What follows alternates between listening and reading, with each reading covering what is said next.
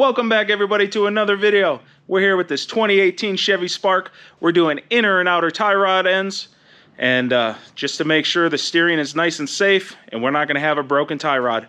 So I'm going to take you through step by step, show you the part numbers I bought, tools you're going to need, all of that stuff. Like, share, subscribe, and let's get into it.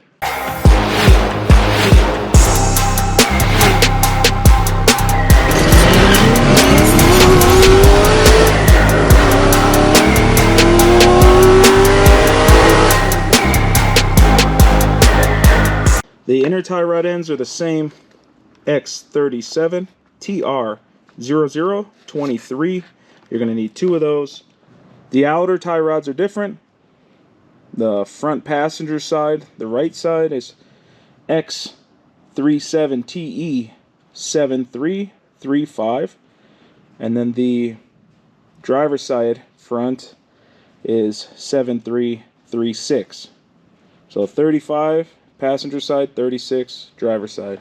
Step 1, jack up the vehicle and remove the wheels.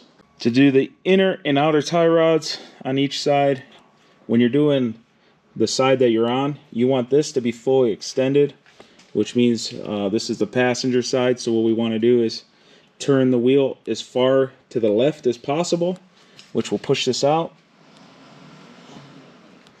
See how that works? So now this is farther out and this is facing in. So when we're doing each side, that's how we want it to look.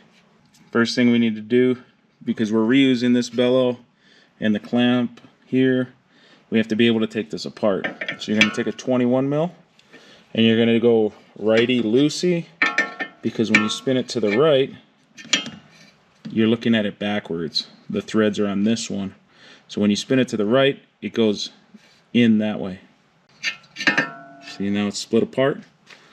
Take an 18 millimeter, and you might have to use a wrench with a socket up here.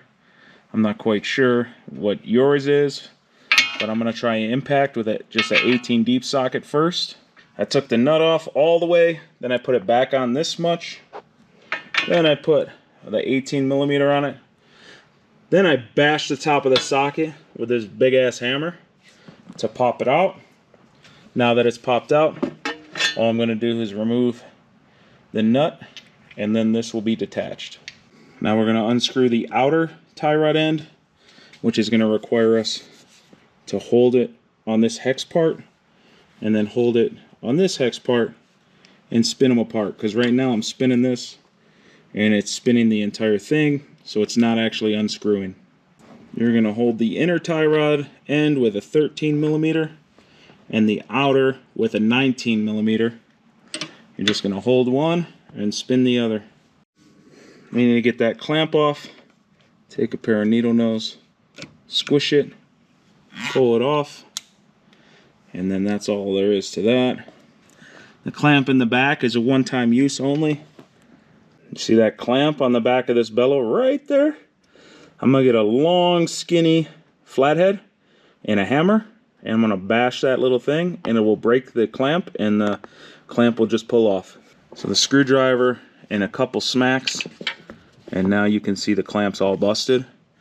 So I'm going to reach in from underneath over here and rip the clamp out.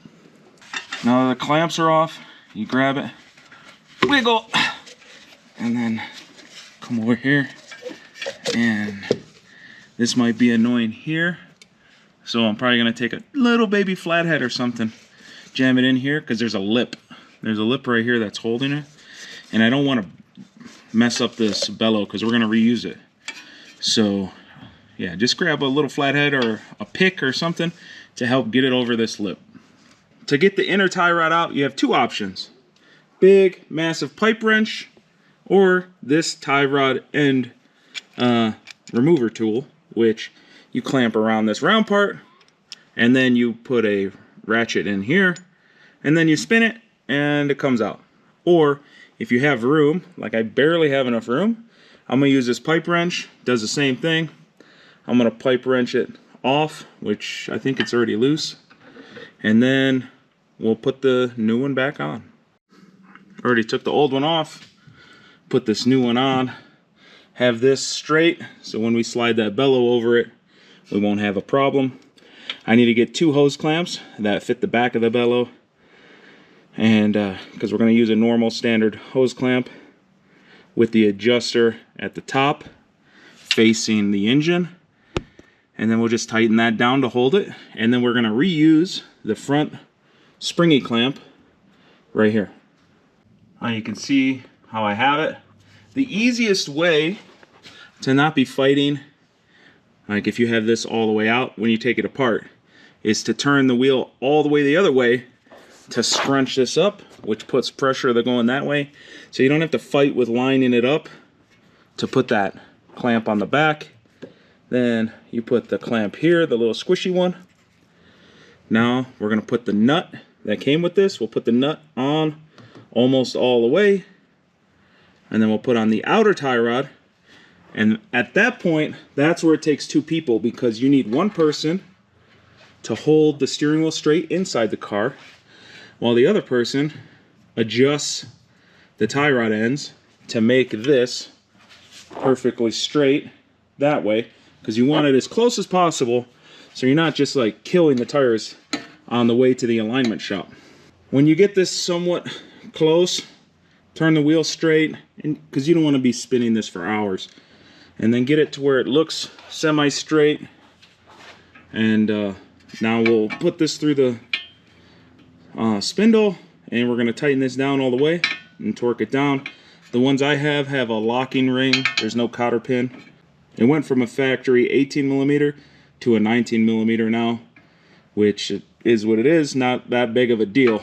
Everything is pretty much done on the passenger side. I'm going to go on the driver's side, do the same exact things, get it to this point. So now let's get into adjusting the tie rod ends to get it close enough so you can go and get an alignment and not be shredding your tires the whole way.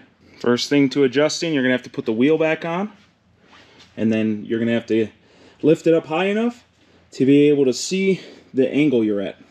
So you see the back tire. So what you want is for this face, and the back tire to all disappear at one time. So if you move slowly, you see the back tire disappears, but I can still see the front here. That means I'm too far in, which means I need to come over here and suck in this side. So we're gonna spin it. See, like obviously that's super off, right? You can tell. So we're gonna keep spinning it till it looks like it's closer. And then we're going to do the same exact thing we just did by checking the front to the back tire to see how bad it is, right? All right, let's see what it looks like now. Disappears. See how it just disappears at the same time, all 3 of them? So that makes it where it's plenty good enough to drive it to any local alignment shop to get it dialed in perfectly. But I've been doing this for a long time, and it gets me within like 0.5 to 1 degree of toe. So it's plenty good. Both sides are now done. At this point, the last couple things we gotta do is put that little mud shield, that little plastic piece, those 2 over there back on. Put this little mud shield that goes by the, put this plastic shield back on that goes by the sway bar on both sides. Hopefully this video helped you guys save a whole bunch of money, a whole bunch of time and aggravation with dealing with some of these scammer mechanics, and you got to do it all by yourself. So like, share, subscribe. If I helped you out, hit me up on Patreon. Please put a comment down below. Till next time, wrench on.